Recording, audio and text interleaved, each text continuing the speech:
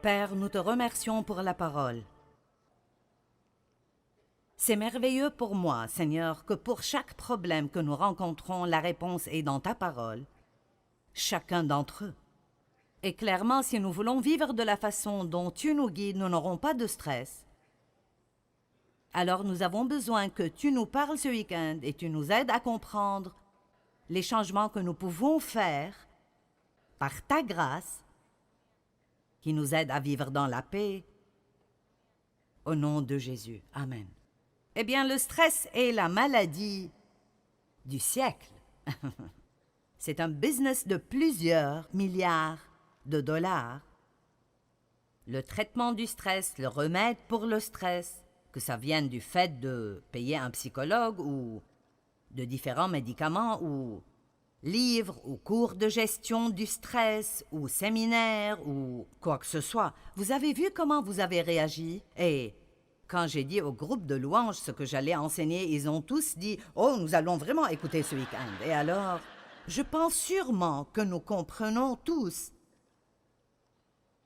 que ce n'est pas la volonté de Dieu pour nous de vivre sous pression et avec du stress tout le temps. Combien d'entre nous comprennent que ce n'est pas la volonté de Dieu, d'accord? Et donc, c'est une maladie de notre culture. Mais même si nous vivons dans une culture, ça ne veut pas dire nécessairement que nous devons adopter cette culture. Écoutez ce que je dis. Autrement, nous finirons par faire des excuses pour tout. C'est la façon dont le monde est aujourd'hui. Mais cela n'a pas besoin d'être la façon dont votre monde est. Amen. Je vais demander cela de nouveau. Juste parce que c'est la façon dont votre monde est aujourd'hui, ça ne veut pas dire que ça doit être la façon dont votre monde est, ou la façon dont mon monde est. Et je peux vous dire, si quelque chose changera dans vos vies ou dans ma vie, alors nous devrons prendre la responsabilité de le changer. Maintenant, la première chose que nous faisons dans toute situation est d'aller vers Dieu. Mais je pense que nous nous perdons entre ce que Dieu fera et ce qu'il nous rendra capables de faire. Vous voyez, nous prenons part avec Dieu. Nous sommes des partenaires de Dieu. Et je pense vraiment que beaucoup de fois, les gens pensent que la prière est juste faire que Dieu répare tout cela. Alors que je ne fais juste rien, ou je continue même de faire les mêmes choses stupides que je fais déjà. Mais maintenant, je m'attends à ce que Dieu se débarrasse en quelque sorte de la récolte que je sème dans ma propre vie. Est-ce que vous comprenez? Et alors, quand vous priez,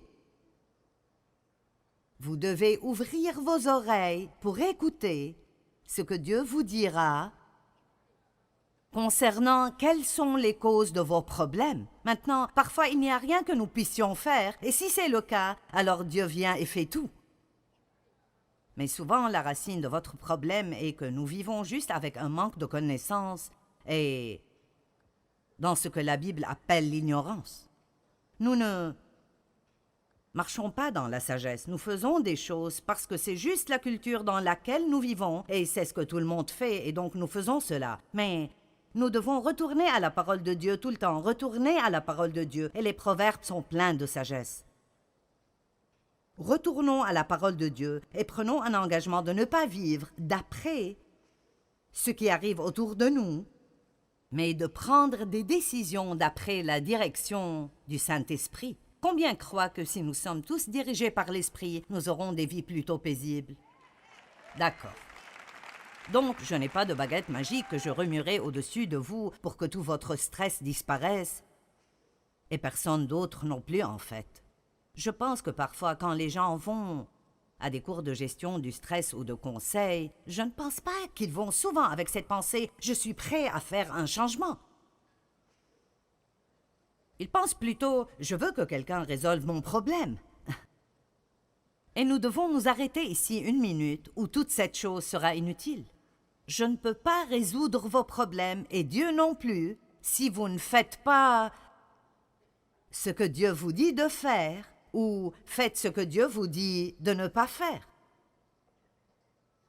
Je veux que vous compreniez ceci, parce que c'est venu à moi vraiment fortement, que la prière n'est pas « maintenant Dieu va réparer tout cela ». Je veux dire, il y a tellement de fois où c'est ce qui arrive parce que peut-être que vous faites déjà ce que Dieu vous demande de faire et maintenant Dieu doit faire sa part. La prière n'est pas juste parler à Dieu. La prière, c'est aussi écouter Dieu. Et Dieu répond bien. Il ne parle peut-être pas exactement comme nous le faisons, mais Dieu communiquera avec vous de plusieurs différentes façons. Dieu vous parlera aujourd'hui à travers ma voix. Si vous écoutez, il parle à travers la parole de Dieu. Il parlera à travers un petit enfant. Dieu parlera à travers une circonstance. Je veux dire, il parle de différentes façons.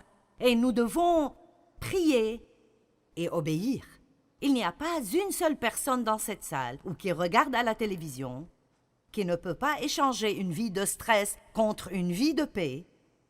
Si vous êtes prêt à ne pas juste avoir une formule magique, mais à vraiment commencer à arriver à la racine de certains des problèmes à cause desquels vous avez du stress, et vous devez alors être prêt à faire les changements qui doivent être faits avec l'aide de Dieu. Je le dirai encore et encore, sans lui, nous ne pouvons rien faire. Mais je pense que c'est aussi sûr de dire que sans nous, il ne fait pas grand-chose. Hein? Je ne sais pas. Es-tu sûr que c'est dans la Bible? Oui, je suis sûr de cela. Ce n'est peut-être pas dit comme cela, mais Dieu nous dit d'oublier nos soucis et pas nos responsabilités. Il nous utilise, il travaille à travers les gens. Alors je prie pour découvrir ce que Dieu veut que je fasse, ou s'il n'y a absolument rien qu'il me dit de faire, alors je m'attends à ce qu'il le fasse. Mais nous devons comprendre que la vraie prière n'est pas juste de nous attendre à ce que Dieu fasse tout, alors que nous ne faisons absolument rien.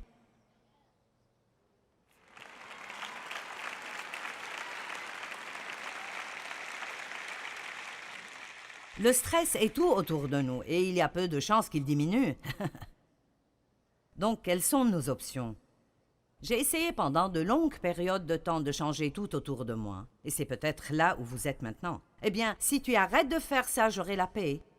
Et si tu arrêtes de faire ça, j'aurai la paix. Et si tu commences à faire ceci, alors j'aurai la paix. Si j'avais plus d'argent ou si j'avais un meilleur patron, j'aurais la paix. Et c'était toujours quelque chose d'extérieur. Allons maintenant. C'était toujours quelque chose d'extérieur qui était la raison pour laquelle je n'avais pas de paix. Et vraiment, ça nous ramène en arrière jusqu'au jardin d'Éden, le blâme. La femme que tu m'as donnée, elle me l'a donnée.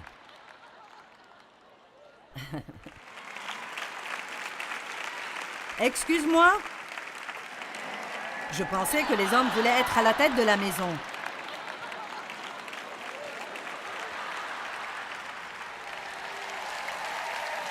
Quoi, à propos d'être à la tête du jardin, il faut commencer comme il faut. Ne vous inquiétez pas, je continue. Mais tant que nous ne quittons pas de cette notion que, eh bien, tu sais, je veux juste de la paix et tu voles ma paix. Et si mes circonstances changeaient, j'aurais plus de paix.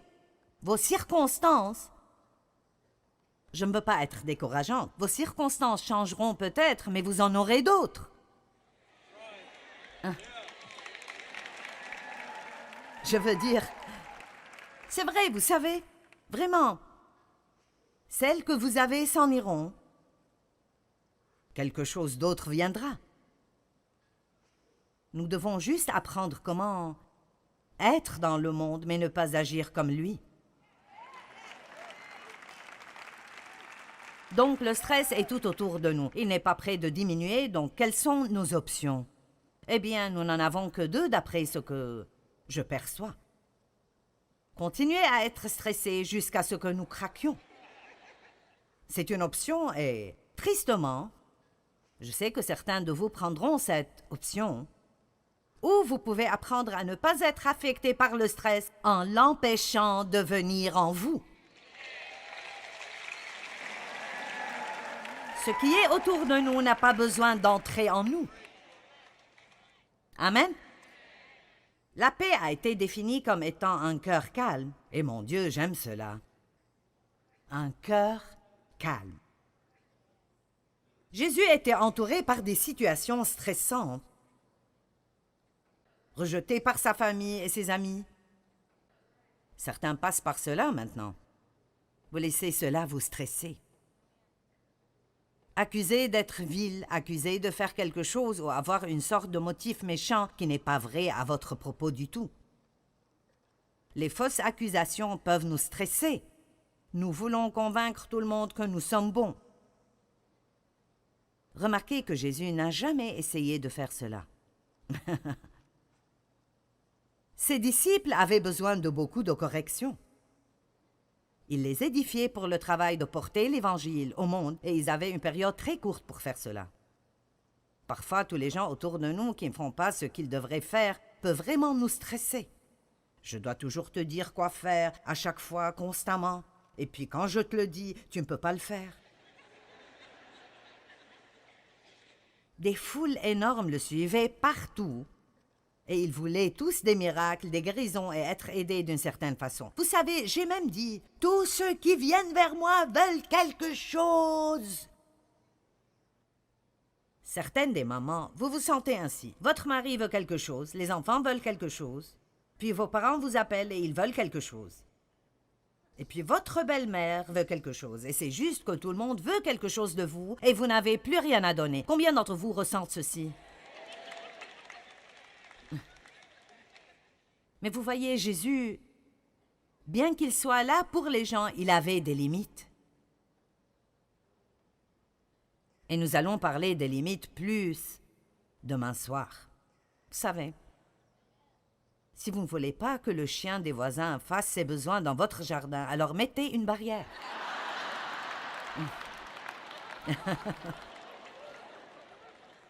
Amen. Et cela veut dire que nous devons mettre des barrières autour de nos vies et dire « Tu peux t'approcher comme ça, mais tu ne peux pas venir plus près. »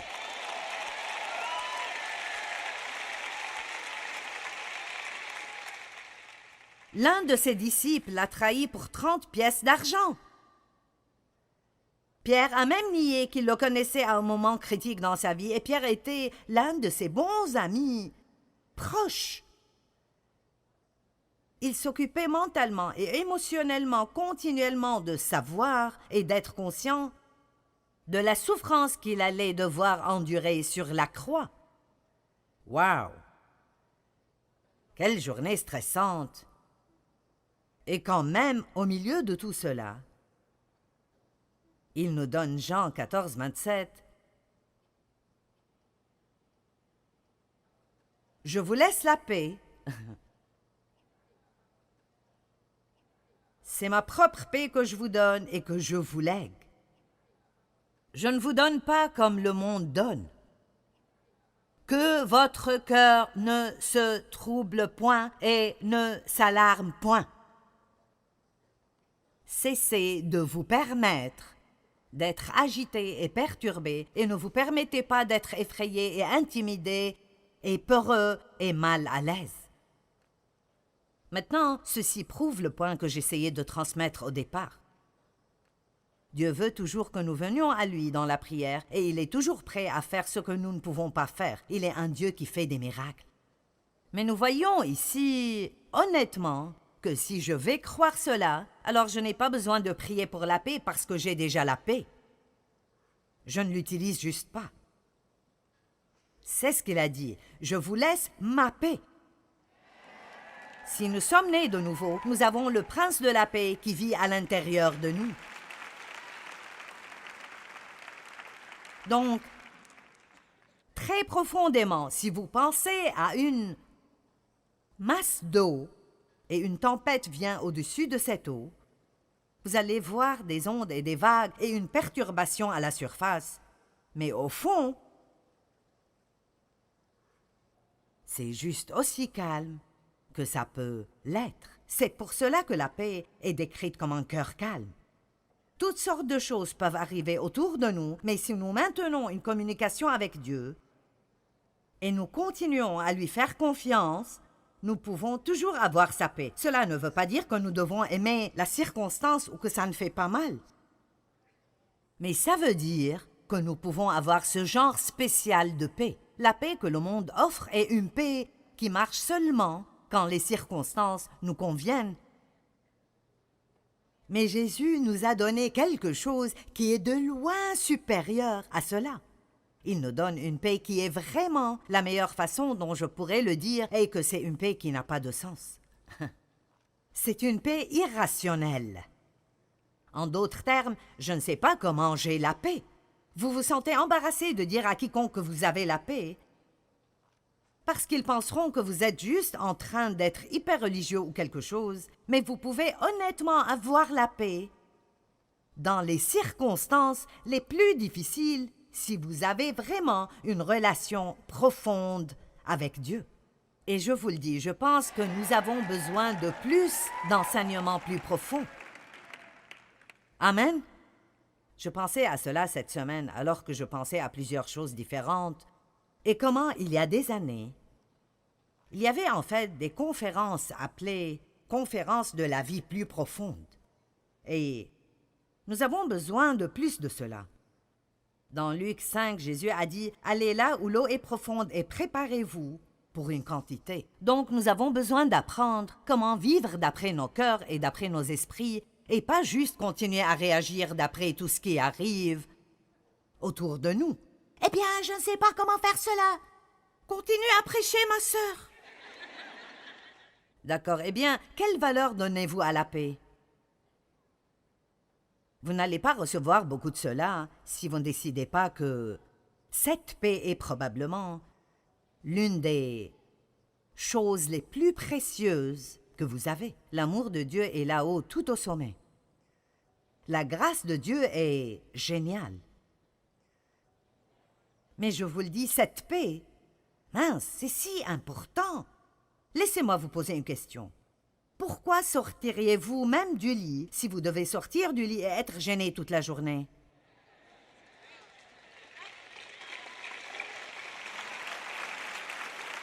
Et c'est pour cela que certaines personnes qui sont déprimées n'essayent même pas de sortir du lit, parce qu'ils ne veulent pas faire face à un autre jour. Mais ce n'est pas la réponse. La réponse n'est pas de se cacher de la vie. Ce n'est pas d'éviter vos problèmes. C'est d'apprendre comment s'occuper de choses comme Jésus s'occupait des choses. Laissez-moi partager ma marche de stress avec vous pour que vous sachiez que je sais ce dont je parle. D'abord, j'ai été sexuellement abusée par mon père. Pendant plusieurs années, j'ai épousé le premier homme qui est venu, juste pour échapper. Et il était un arnaqueur et un vrai escroc et a fini par aller en prison pour vol. Et c'était un cauchemar de 5 ans ajouté à un cauchemar de 18 ans. Donc là, j'avais 23 ans et je suis dans un mauvais état. C'est étonnant combien de personnes paraissent bien de l'extérieur, mais ils sont mal en point. Amen. Et je pense qu'ils ont créé le mot dysfonction pour moi, vous savez. C'est pour cela que je suis si radicale concernant la parole de Dieu, parce que c'est ce qui m'a changé. Et non seulement la lire, mais la recevoir, l'aimer, lui obéir. Et ça a été une aventure de 40 ans, mais laissez-moi vous dire, la parole de Dieu travaillera dans votre vie si vous ferez tout ce qu'elle vous dit de faire. Et ne me dites pas ce « je ne peux pas ». Parce que tout ce que Dieu nous dit de faire, il nous donnera la capacité de le faire si nous le voulons.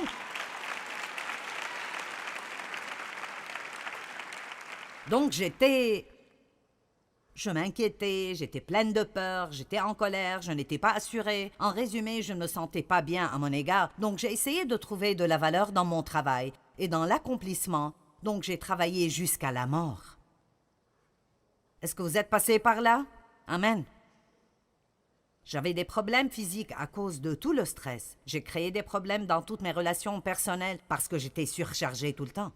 Savez-vous que si vous êtes stressé tout le temps, vous n'êtes pas facile à côtoyer? Point final, fin de la conversation. J'étais même une chrétienne dans le ministère à plein temps et j'avais toujours tous ces problèmes.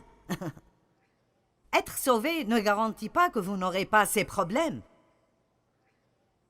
Parce que non seulement notre esprit doit être racheté, ce qui arrive à la nouvelle naissance, mais notre âme doit être sauvée Et c'est votre pensée, votre volonté et vos émotions. C'est comment vous pensez, comment vous réagissez, les décisions que nous prenons. Et c'est pour cela que j'aime Jacques 1, 21 qui dit « Recevez la parole de Dieu avec humilité, car elle contient la puissance de sauver votre âme. » Donc, alors que je partage la parole avec vous, votre âme est en train d'être renouvelée. Cela veut dire que votre pensée change alors que vous vous asseyez ici. Vous allez changer la façon dont vous pensez à certaines choses. Et si vous changez la façon dont vous pensez, ça changera la façon dont vous parlez. Et quand vous changez la façon dont vous pensez et dont vous parlez, ça commencera à changer votre attitude. Et puis cela changera votre comportement. Et puis tout d'un coup, tout ce qui est dehors ne peut plus vous contrôler.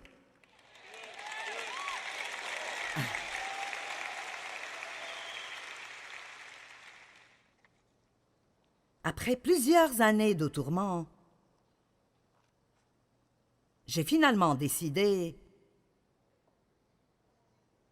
que j'allais avoir la paix à tout prix.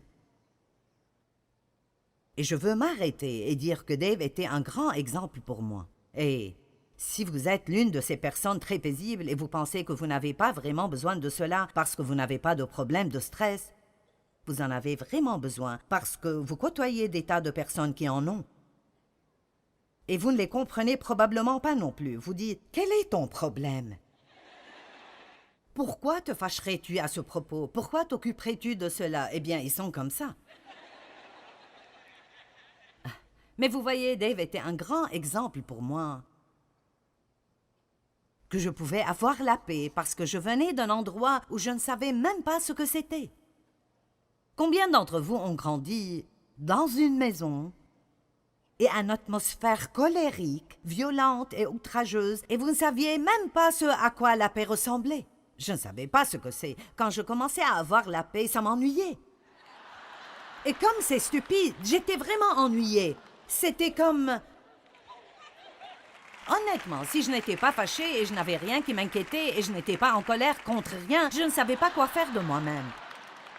Et je ne plaisante pas. Je me souviens de m'asseoir dans un fauteuil à bascule en pensant « c'est ennuyant ».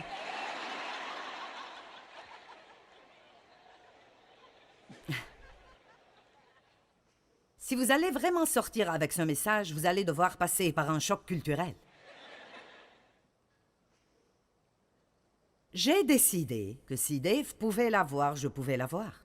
Si quelqu'un pouvait l'avoir, je pouvais l'avoir. Alors j'ai pris une décision. Et si je ne fais rien ce soir d'autre que de vous amener au point de prendre une décision, je veux que vous preniez une décision que quoi que ça demande, allez, quoi que ça demande, je veux que ceci tombe en vous comme une pierre. Quoi qu'il arrive, je vais avoir la paix.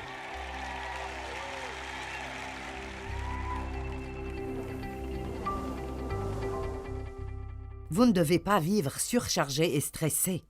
Vous pouvez en fait prendre le défi de faire tout ce qu'il faut pour avoir la paix. Et l'une des façons de commencer est de reconnaître que Jésus vous a déjà donné la paix. Vous avez la paix en vous. Vous avez juste besoin de l'exercer et y accéder. Dans Jean 14, 27, il a dit « Je vous laisse ma paix. C'est ma paix parfaite que je vous donne. »